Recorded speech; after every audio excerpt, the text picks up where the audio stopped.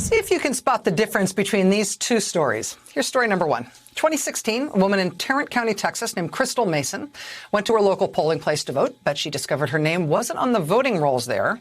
At the suggestion of a poll worker, Ms. Mason filled out a provisional ballot. She was told, basically, we're not sure what the problem is, but fill out a provisional ballot instead of a normal one. That way, if there is any real problem here, we won't count it. A few months later, Crystal Mason was arrested and charged with illegal voting, because when she filled out that provisional ballot, she was on supervised release after completing a prison sentence for a federal conviction. She thought because she had served her time in prison, she was then eligible to vote. She didn't know that under Texas law, you're not eligible to vote until you have also completed any probation or supervised release after release from prison.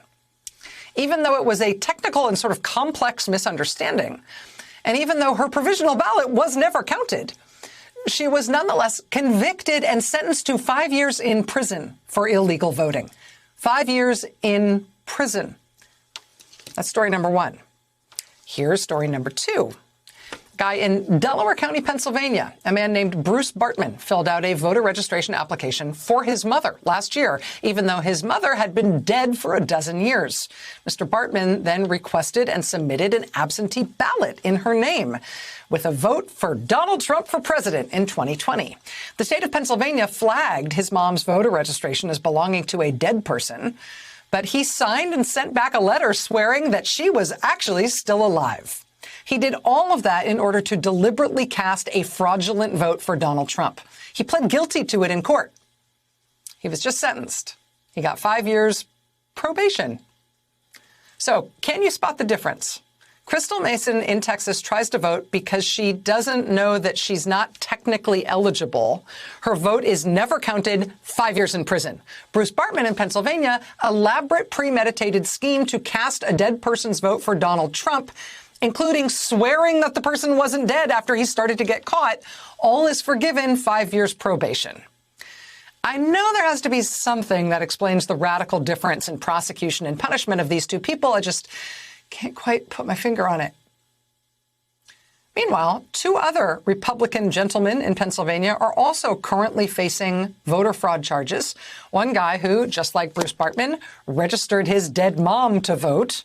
Another guy who went and cast his ballot at his local polling place and then came back 45 minutes later wearing sunglasses to cast a ballot in his son's name.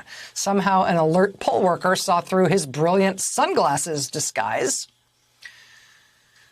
Voter fraud is very rare. There are a few instances of it here and there. They're usually ridiculous.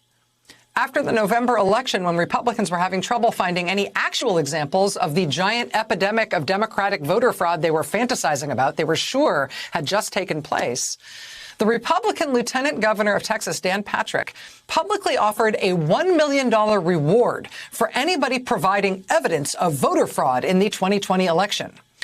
For months now, his counterpart in the great state of Pennsylvania, Democratic Lieutenant Governor John Fetterman of Pennsylvania, has been needling Dan Patrick about this. When are you going to cough up that $1 million? I got 3 cases of voter fraud right here in Pennsylvania. 3 Trump supporters, Dan. Where's my money? One was a guy casting a ballot for Trump in his dead mother's name. Not the kind of evidence you had in mind? I got a second one of those, too, if you want to try that. Hey, thanks for watching our YouTube channel. You should know that you can follow today's top stories and breaking news and catch up on your favorite MSNBC shows all in one place. Download the NBC News app today.